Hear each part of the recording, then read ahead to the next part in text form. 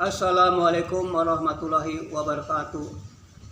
Nahmaduhu wa nusallimu ala rasul karim amma ba'du. Alhamdulillah hadirin. Tema kita akan membahas tentang apa arti hidup, kemana arah hidup kita ini. Kehidupan kita ini Pak, di dunia ini kehidupan yang sangat menentukan akan kehidupan kita yang selama-lamanya. Kita hidup di dunia ini yang menentukan nanti hidup kita yang selamanya di akhirat. Katakan kita hidup 70 tahun, 80 tahun inilah yang akan menentukan kita nanti hidup yang selama-lamanya. Apakah kita akan sukses nantinya? Apakah kita akan gagal, celaka nantinya? Tergantung sekarang ini. Maka janganlah kita siakan waktu kita.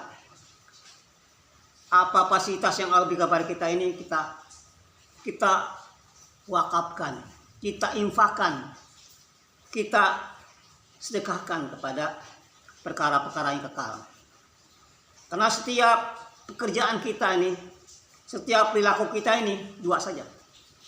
Apakah ucapan kita, perilaku kita tuh menguntungkan nanti di akhirat atau merugikan? Setiap ucapan, perbuatan, penglihatan, ya, pendengaran, semua ini dua aja.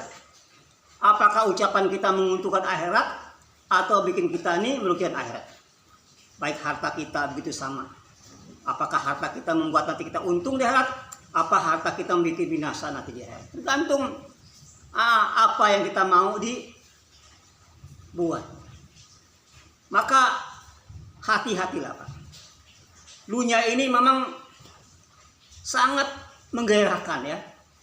Menggiurkan. Dunia ini indah kelihatannya, tapi cuman kelihatannya. Sesungguhnya dia secara hakikatnya dia, Masya Allah, penuh dengan kepalsuan, penuh dengan kegelapan. Maka kalau katakan wa ma hayatu dunia illa mata'ul ghurur, tempat tipu daya, tempat tipu muslihat. Hanya orang-orang yang diberikan kepahaman lah yang dia memahami tentang nilai hakikat dunia ini. Coba Bapak bayangkan sekarang ya. Dunia Pak, kita ini ya, usaha kita yang kita usahakan dengan hasilnya nggak sebanding, nggak sesuai lah. Katakan Bapak ini bercocok tanam, katakanlah padi kan. Berapa lama Bapak tuh nanam padi? 4 bulan kan? Apa 3 bulan? Setelah nanam padi, setelah jadi padi diproses jadi apa? Jadi padi, setelah padi digiling jadi beras. Setelah beras dimasak, enaknya cuma sampai tenggorokan. Berapa lama proses Pak? Ya, tapi Bapak dengan ucapan subhanallah, Bapak akan diberikan imbalan 1 gunung emas, bahkan 1 putaran pohon yang diitari kuda 70 tahun tidak terhitar. Itu Bapak ucapan subhanallah di dunia ini. Bayangkan Pak, amalnya sedikit tapi hasilnya luar biasa. Itulah akhirat Pak. Dunia ini kata Nabi katakan hanya 1 biji, 1 tetes Pak. Dunia ini kenikmatannya yang Bapak rasakan sedunia ini. Bapak kata orang kaya Pak, 1 tetes kenikmatannya dibanding akhirat seperti air samudra. Bisa bandingkan Pak? Nggak bisa dibayangkan Pak, antara dunia akhirat nggak bisa buat perbandingan Pak, nggak bisa. Di dunia itu hanya fata morgana. Hanya fata morgana. Nah kalau katakan dunia ini hanya nggak beda dengan 11 ekor nyamuk Pak. 11 ekor nyamuk yang nilainya itulah yang hari kita cari mati-matian Pak. Pala jadi kaki, kaki jadi pala hanya untuk cari 11 ekor nyamuk Pak. Masya Allah. Tapi bukan berarti kita nggak penting, salah. Kita perlu gurunya untuk keperluan kita. Karena kita bukan ada di akhirat, kita ada di dunia. Kita bukan malaikat, kita perlu makan. Ya, tapi itu hanya keperluan, hanya sarana. Kepulang kita Pak akhirat. Ya, jangan sampai itu jadi tujuan dunia ini yang salah. Salah kaprah. Kita boleh punya rumah mewah silakan. Kita boleh punya istri cantik silakan.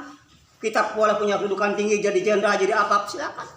Tapi jangan pangkat kita masuk ke hati kita.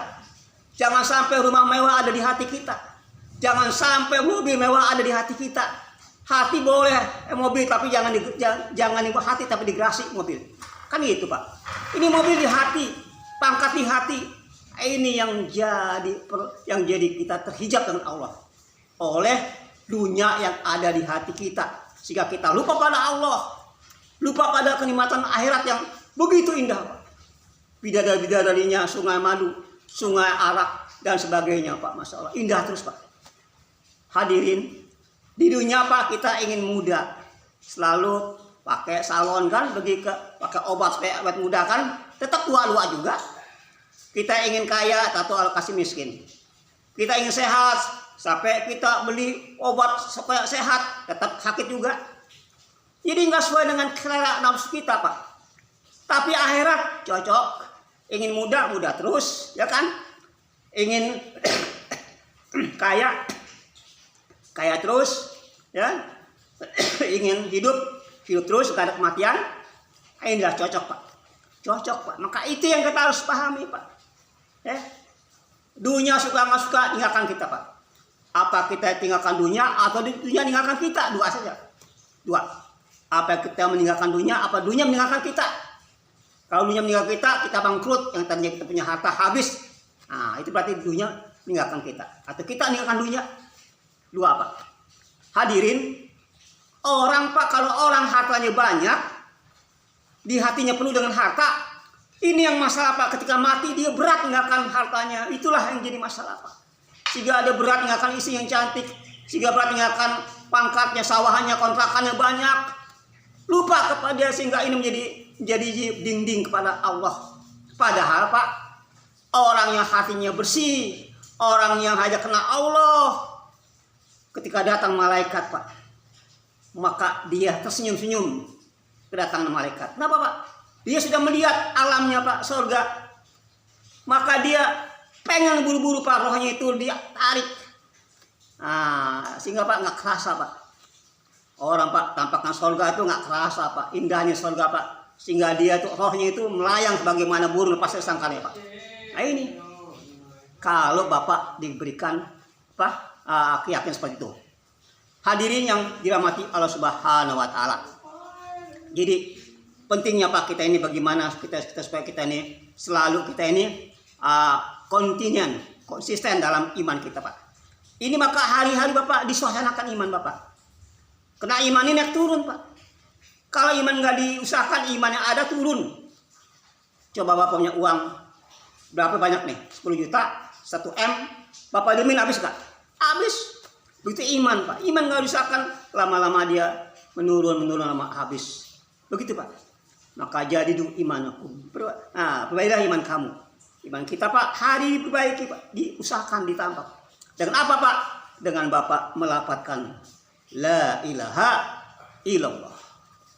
Maka dengan Bapak mengucapkan Allah, maka itu akan ada kesiapan, akan ada hati ini kembali bersinar lagi. Tapi kalau Bapak hari-hari yang dipikirkan dunia, usahakan dunia, pikir dunia, sehingga dunia yang masuk hati kita, sehingga Pak berat kita untuk mengenang akhirat, sehingga kita terhijab sama Allah Subhanahu wa taala. Sebenarnya Pak kita ini sama Allah itu nggak ada dinding, nggak ada pemisah dengan akhirat Pak. Kenapa? Nafsu kita itulah Pak, keakuan kita, keilmuan kita, ini yang menjadi dinding Pak kepada Allah ini. Kalau kita merasa mampu, merasa bisa, merasa kita punya kuasa, merasa kita punya kekuatan, inilah yang menjadikan dinding Pak kita sama Allah Subhanahu wa taala. Maka untuk inilah maka kita dianjurkan agar kita ini selalu menyetop pintu-pintu yang akan membuat maksiat masuk. Stop Pak. Mata bagaimana Pak? Stop daripada perkara yang maksiat. Mata hanya digunakan melihat perkara yang baik. Nah, bila mata melihat perkara yang buruk, maka masuk itu satu titik hitam ke dalam hati kita. Bicara yang baik, stop bicara yang buruk. Sehingga biar kita ini yang buruk tidak masuk ke hati kita. Karena hati kita ini nggak beda sebuah danau. Kalau ada satu titik hitam, satu pembicaraan dari mulut kah yang perkara yang bikin kita ini lalai sama Allah, maka dari mulut dia akan masuk ke hati kita berupa satu titik hitam. Begitupun dari mata, begitupun dari pikiran. Maka masuk titik-titik hitam itu yang akan melekat. Ini menjadi dinding kita pada Allah Subhanahu wa taala. Tapi kalau hari-hari kita melihat perkara yang baik, mata melihat Al-Qur'an, ya, kemudian kuping mendengar kebesaran Allah, pikiran kita memikirkan kebesaran Allah, maka hati kita selalu Pak ini disinari dengan marifat Allah Subhanahu wa taala, sehingga kita Pak mati dalam kitab husnul khotimah, ya. Sehingga kita mati bisa mengucapkan kalimat la ilaha illallah. Ini Pak kalau kita gunakan pasaran tadi.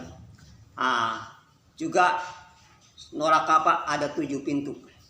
Begitupun pintunya apa Pak neraka nih kalau kita nggak gunakan Pak yang kalau kita nggak gunakan nih, kita jaga dari 7 pintu neraka nih. Pertama mata, telinga, hidung, kemudian 2 kaki, 2 tangan, ini dan mulut. Ini Pak 7. Maka neraka 7. Lagi kalau mulut kita digunakan perkara yang batil, maka itu pintu neraka sudah masuk ke hati kita. Sedangkan surga ada 8 pintu. Bagaimana kita Pak? 2 nih Pak yang akan masuk surga Pak. Dua amalan. Pertama, kita harus bisa menekan nafsu kita. Surga cuma 2 langkah. Tekan nafsu, langkah kedua surga. Bila kita bisa menekan nafsu, langkah kedua surga. Dan juga neraka juga 2 langkah. Ikut nafsu, langkah kedua neraka. Ini Pak. Jadi hanya kita bisa menekan, apakah bisa menekan daripada nafsu kita ini untuk kita tunduk patuh pada perintah Allah. Maka inilah perlunya adanya yang namanya hidayah. Kalau ada hidayah ini, maka mata kita melihat yang baik-baik. Karena hati perintahkan kepada mata untuk melihat yang baik-baik kalau ada hidayah yang baik. Begitu mulut bicara yang baik-baik. Begitupun pikiran yang positif. Begitupun mulut. Ini apa? Karena ini semua diperintahkan oleh hati. Hati inilah sebagai raja daripada anggota badan kita. Kalau hati sudah baik, semua anggota baik. Kalau hati rusak, semua anggota 7 badan kita rusak. Maka apa hati yang baik?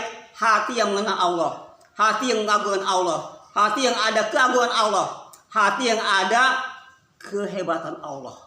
Itulah hati yang baik. Dan hati yang buruk apa? Hati yang tidak ada kenal sama Allah, hati yang selalu menutup pintu-pintu daripada kebaikan. Inilah sehingga dari hati itulah keluar omongan-omongan yang tidak baik. Begitupun mata yang tidak baik melihat perkara yang tidak baik, begitupun kuping dan sebagainya Pak. Ini tergantung hati Pak. Maka bagaimana supaya mengolah hati yang baik? Maka hati itu perlu dikondisikan dengan selalu mengucapkan yang baik dan selalu menutup keburukan yang ada. Salah Pak ya. Mudah-mudahan kita bisa memahami perkara ini. Karena Allah SWT telah memberikan kita Pak 2 jalan. Terserah, up to you. Jalan ke surga, neraka sudah jelas. Ya, tergantung kita mau di mana kita mau langkahnya. Karena ini semuanya sudah tersedia Pak. Ya, dalam diri kita sudah ada sifat malaikat, sifat setan, sifat binatang sudah ada Pak. Tergantung kita mana yang kita mau diraih, mana yang kita olah. Sifat manusia itu mulia, bisa mulia diusahakan, dan hina juga bisa hina kalau yang usaha baik enggak dilaksanakan. Kenapa ya? Mudah-mudahan kita ini diberikan kepahaman Allah dan diberikan istiqomah dalam kita ibadah, dan kita mati bisa mengucapkan kalimat la ilaha illallah. Subhanahu wa bihamdika asyhadu an la ilaha illa anta. Assalamualaikum warahmatullahi wabarakatuh.